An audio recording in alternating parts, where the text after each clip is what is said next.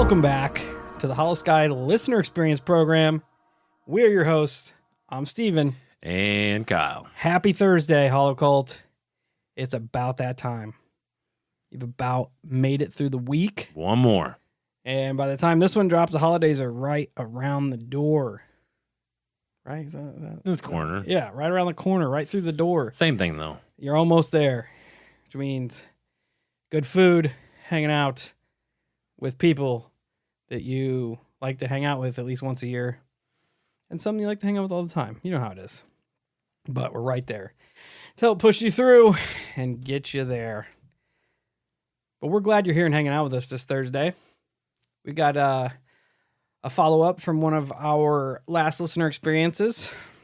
Our friend Maddie's back, and he's going to kind of touch base on some of the questions we ask him and whatnot. So that's going to be cool to get into. How you feeling, Kyle? I feel okay. I'm feeling a lot better than I did the previous week. My wounds are healing. Looks like I got stabbed several times, but I'm making it through. Does look like he has been shot multiple times. Yeah. I felt like it too there for a couple of days, but now I'm on the mend and I'm getting around a lot better. Been hit with a few shells, but you don't walk with a limp. That's right. That's right. Great philosopher, 50 Cent. 50 Cent. And we're going to talk a little bit because I know people like to bitch whenever we don't get right into the show. So, you know how it is. Yeah. That's what we're here for. But it's good to be back in studio, having Kyle here. It's a good time. Metal sign across the airwaves. We had a ton of P.O. Box. Goodness, you guys beat the P.O. Box up this week. Yeah, it was pretty awesome to see. We had like 6 boxes. So to everybody who sent us some goodies, you know who you are, and we thank you so much. Awesome stuff. I'll post it to all of the socials after we get done recording tonight. Cool stuff. We got socks and shoes. Yeah. From different people who I'm 100% positive had no idea that they were both sending us some sort of weird footwear at the same time. It is pretty weird. That's synchronicities abound. Synchronicities. That's the word I was just getting ready to use. But we do thank you for all the weirdness. It's about as special as finding a fucking birthday balloon. Mylar blue balloon. It is. Anyway, got to get through all the business. Check us out on all our social medias: Facebook, Instagram, YouTube, Twitter, TikTok, Discord, Reddit. Search up the Holosky Podcast. We will be there. Join the Holocult and come and hang out with us. Super cool, right? If you have a listener experience you'd like for us to feature on this particular episode in the future, Kyle's got the goodies. You can write your story out and shoot it over the email, which is the preferred method these days. You can also record yourself and send that to the email as well. Or you can call or text the holophone, which is going to be 1-618-556-0837. All this information's in the show notes. Don't be afraid to dig around in there and find what you need. If you want to contribute to the P.O. Box, you're more than welcome to. It's going to be P.O. Box 145, Fieldon, Illinois, 62031. Send us all the cool shit and weird shit, and we'll appreciate you very much. Cursed stuff, haunted stuff. Whatever you got. You know how it is. Yeah. Just cool stuff. Yeah. We appreciate you. We do. And like I said, far more significant than finding a birthday balloon in the middle of the woods. Shots fired. Shots fired out there. Far more significant. There's plenty of ways to support the show. If you would like to find those out, you can go listen to Monday's show where I rant on about it. That being said. Yeah, we got to get to things faster. Yes. Faster. Nobody has enough time. No. Enough time. But I could say that's just more time for ads, but they're probably also sad about that too. Well, there's that. Anyway, our friend Maddie has hit us back up. He was the one that sent in the Skinwalker eyes encounter. Was that last week? Last week or the week before? Can't quite recall. I think it was the week before. Was it? I think the last one that came out was the local abduction. Oh, yeah. You're right. Yeah. But we were going to follow up with that. So, Maddie has sent us Skinwalker Eyes follow-up. Matthew, a.k.a. Maddie here. That's a common nickname that's been given to me many times throughout the year, so I'll take it. Good. I didn't want to offend you there. Just throwing out Maddie all willy-nilly like that, but we're good. I listened to the Listener Encounter episode where you guys featured this email. You guys had a few ideas that clicked in my head while hearing you bounce ideas off of each other. First was the crosses in the trees. To clarify, when I saw them the first time, they were freshly cut and oozing sap from the cuts, meaning they were done very recently.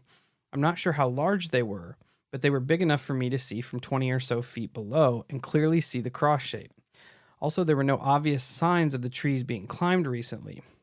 That was the first thing I looked for after I saw more trees with the fresh cross shape oozing out sap. One thing that was discussed was the crosses being some sort of protection over the area. When you said that, it clicked in my head. I saw the fresh crosses in 2020 when nothing happened other than being creeped out and finding the weird crosses. The eyes of the Skinwalker or spirit or whatever it was that was following me through the forest was the next year in 2021. Perhaps the protection had expired, so to speak, when I was there in 2021. When the sun was out later in the day, after the eyes followed me, I did hike back to the trees where I was seeing the crosses to verify that I'd seen them the previous year. I was able to find only maybe 3 or 4. They were definitely harder to notice.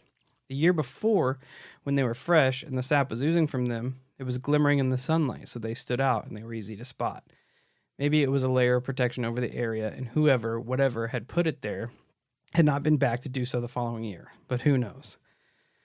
Kyle mentions hunters using red lights and that whatever it was, wanted me out of its territory. That is why when I saw it the first 2 times, I turned my own light off, trying to see their red light and hear them moving, but there was nothing. Although I feel like my experience shows it wasn't a physical hunter in the area, what if it was an old spirit trying to hunt the area? The only time that happened to me was on the opening morning of the hunt, so maybe it was an old spirit letting me know that I was in his territory and wanted me out. The last thing I wanted to point out was the location. See the map below. Kyle was asking about skinwalkers in the area. This is the Uinta mountain range that leads to the Uinta Basin where Skinwalker Ranch is located. My experience took place maybe 80 miles as the crow flies from the ranch. I never thought that my experience had anything to do with skinwalkers, and only made the connection of the red eyes after hearing your episode on the Skinwalker. The map below shows the ranch, and the heart on the left is where it happened to me. Could it be a Skinwalker, a trickster spirit, an old soul, just haunted woods? Who knows? It was weird, and I never knew where to put it until hearing your show. Skinwalker or something along those lines almost makes some sense as the eyes followed me through the night. But once the sun came up, the sense of being followed and not alone was gone. I did hunt successfully, so I will return again in this area in 2022, but nothing weird happened in that meadow. Although I did have a friend with me on that trip.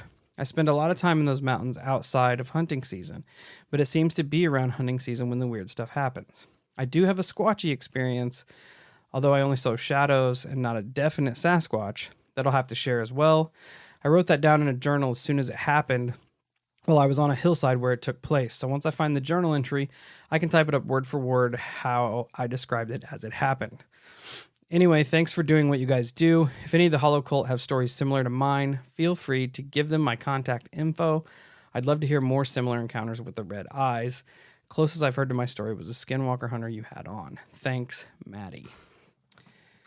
Maddie, my friend, thanks so much for taking the time to kind of elaborate on some of the questions that we had. First off, the crosses cut into the trees. Didn't you say you on the Instagram? Yeah. Yeah, there was this one was weirder though. This one wasn't cut into the tree. It was like somebody made something and hung it to the tree. Oh, that's weird. Yeah, I'll see if I can find it and show you. It's definitely strange, man. But I don't know. Like, I am the last person to ask about like protection spells and whatnot. I'm assuming they probably have some sort of like shelf life, for lack of a better term. Oh yeah, that's weird. That's way up there. Yeah, it's a good ways up there for sure. I'm not exactly sure how high that would be. It's a video, and I'm trying to. It legitimately looks like across from like a graveyard, like someone would put, or alongside a highway. Or something. I don't know, maybe 30 feet up, ish. It's a good jaunt up. Yeah, that's weird. Yeah, the description of like a cross you find on the side of the highway is a pretty good match for what it is. That shit's strange. I mean, he also sent me a video of the same guy. Or whether this is satire or not, you always know how these things work. But it's a video of a guy apparently fishing who finds what looks to be like a ritual site in the woods of Oregon. I don't know if it's in a similar location to the cross encounter or anything like that, but it just further suggests that. And it wasn't the giant door reportedly in Oregon too. Oh, I think so. With the giant, or the latest Somewhere viral video, Pacific Northwesty. Yeah, I don't know. Suggested maybe some weird shit's going on up there in the woods, which isn't that surprising. No, the woods are a very interesting place. I do like the idea of Maddie's experience taking place during the hunt, because you think about it, there's a lot of symbolism there in regards to the hunt. You know what I mean? Like, because cultures throughout time will have big hunts or partake in the hunt, and it's a very spiritual process for some people. Yeah, and that meadow could be a profound like pinch point in migration. Yeah. Paths, and it could be like a spot that was used centuries over centuries over centuries. Yep. And that energy from, taking life and whatnot it could even be residual. Oh, yeah. But the fact that it kind of it almost interacted with him in his encounter. Yeah, the thing that'll forever throw you for the loop is that the eyes were right in his face. Yeah. Like telling him, hey. Yeah, because like I said, you could wonder that it's a hunter off in the distance using a red light instead of a white light. But the fact that it appears right in front of you, that kind of throws that out of the question. I don't know. I just feel like there could be definitely something to the whole, and it's because you use the word "the hunt." Like, it just sprung that idea within me. Like I said, it's a very spiritual process for people. There's that's how some people would become a man, so to speak. There's different journeys that fall into the process of the hunt. It makes me think about the site we have on our farm, right, where I find all the artifacts. The timeline for the artifacts there are thousands and thousands and thousands of years, right? So culture upon culture upon culture built on that site. The reason being is A, it's so close to the river, and B, it was a prominent hunting spot for ancient people to hunt at. So those sites hold very specific significance to their livelihood. Could very well be the same with this meadow that you're choosing to hunt at. 100%. Yeah, there's a reason people go hunt the same spots year after year after year. Oh, yeah, exactly. It's because they produce and they help you survive, But and think about that, like what Steve just said, like, you're not talking like one generation of people. You're talking thousands and thousands and thousands of years where, be it residual or be it this insane connection to the land spiritually and just emotionally, the whole nine, all that energy gets kind of wrapped up and stays right there. Yeah. Even at our spot, it's just a little field now, and it's a powerful place to be. There is so much history on that little bit of acreage. It's powerful. But going back to the crosses, we would have to touch base, like some of our spirituality community help me out here. Feel free to comment. I'm assuming they do. Like I said, these protections probably have a shelf life. Do they wear off? That's a good question. If you put like a protection ward around your home, does it have a shelf life? I feel like depending on what it is, has it,